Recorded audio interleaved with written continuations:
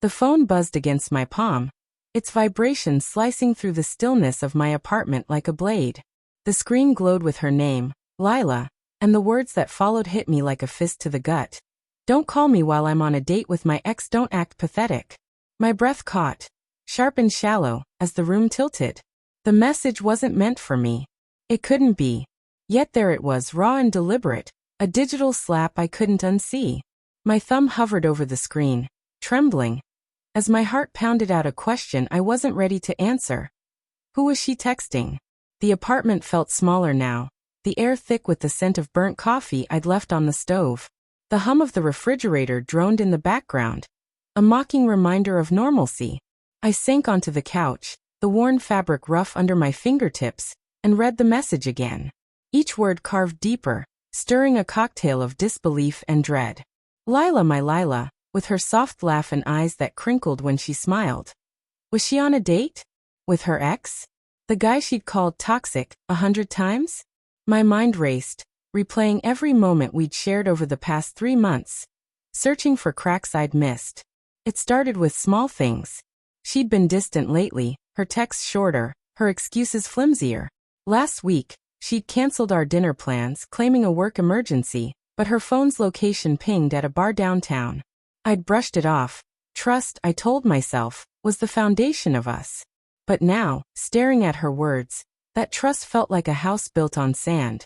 I scrolled up, desperate for context, but the message sat alone, a solitary grenade in our chat history. My fingers itched to call her, to demand answers, but her words echoed. Don't act pathetic. The shame of it burned hot and heavy in my chest. I stood, pacing the hardwood floor, the creak of each step amplifying the chaos in my head. The city skyline blinked through the window, all sharp lights and cold glass, indifferent to my unraveling. I tried to rationalize it. Maybe it was a joke, a misunderstanding. Maybe she was texting a friend, venting about some hypothetical scenario. But the specificity, my ex, gnawed at me. Her ex, Ryan, with his smug grin and gym rat arrogance, the one she swore she'd cut out of her life. The one whose name still lingered in her stories, a ghost I couldn't exorcise. I grabbed my jacket, the leather cool against my clammy hands, and headed out. The night air hit me, sharp with the tang of rain-soaked asphalt. I needed to move, to think, to know. Her favorite spot, the Rusty Anchor, was a 10-minute walk. If she was there, if this was real, I'd see it with my own eyes. The streets buzzed with late-night energy, laughter spilling from bars, the thump of bass from passing cars. But it all felt distant, like I was trapped in a soundproof bubble of my own dread. The bar's neon sign flickered as I approached, casting a red glow over the cracked sidewalk. My heart thudded, each beat a warning to turn back, but my feet carried me forward. Through the fogged-up window I saw her. Lila, in a black dress that hugged her curves, her hair catching the dim light like a halo. She leaned across a table, her hand brushing someone's arm. Ryan.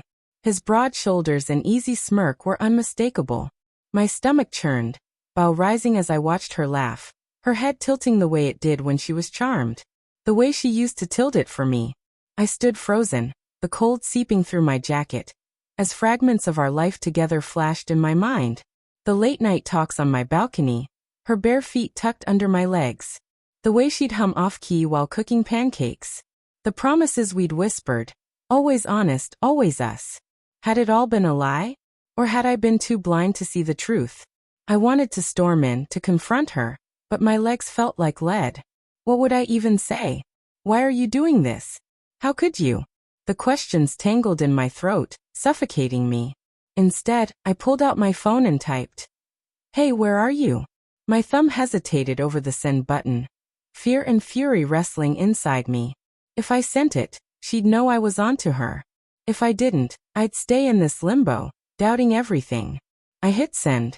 The message whooshed into the void, and I waited, my breath fogging in the chilly air. A minute passed. 2. Then her reply, "At home, just chilling." You? The lie hit harder than the first message. It wasn't just betrayal. It was deliberate, calculated. My hands shook as I typed, "Really? Thought I saw you at the Rusty Anchor." I wanted her to squirm, to know I wasn't the fool she thought I was. Her response came faster this time. "What? No way, I'm in bed." You must have seen someone else. The audacity of it, the ease of her deception, made my vision blur with rage. I looked through the window again. She was still there, her phone in hand, her face unreadable as she typed. I could have walked away. I could have let her lies pile up until they buried her. But something snapped, anger, maybe, or the need to reclaim some shred of dignity. I pushed through the bar's door, the warm air thick with beer and sweat. The jukebox played a slow, mournful tune, and conversations hushed as I weaved through the crowd. Lila's eyes met mine, and for a split second, I saw it. Panic, raw and unguarded. Then she masked it with a smile, too bright, too forced. "Hey babe," she called, her voice syrupy. "What are you doing here?" Ryan turned, his smirk fading as he registered me.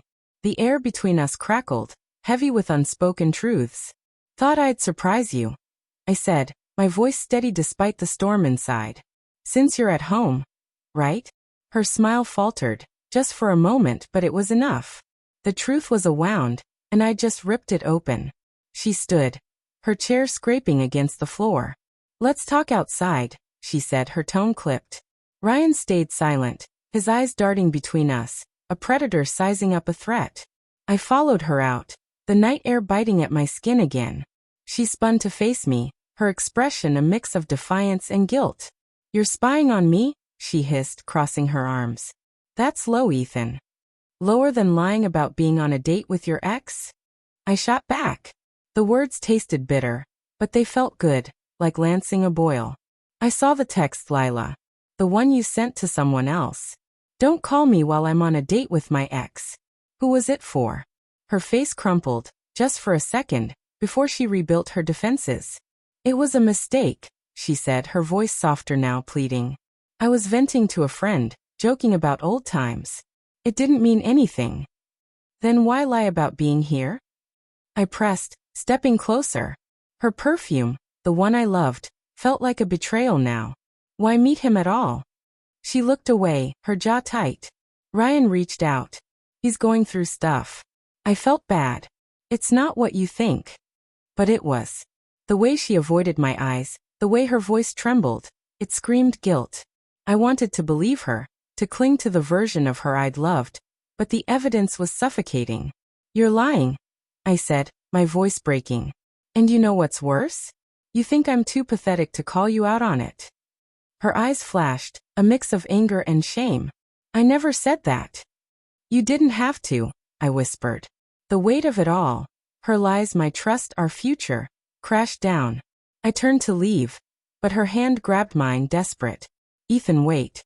I love you. I messed up, okay? Let's talk about this." I pulled away, her touch burning. "You don't get to decide when we talk," I said. "Not anymore."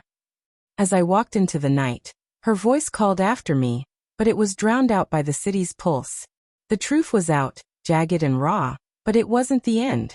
It was just the beginning of something darker, because the text wasn't meant for me, and that meant someone else was in on her secret. Someone else was watching us fall apart.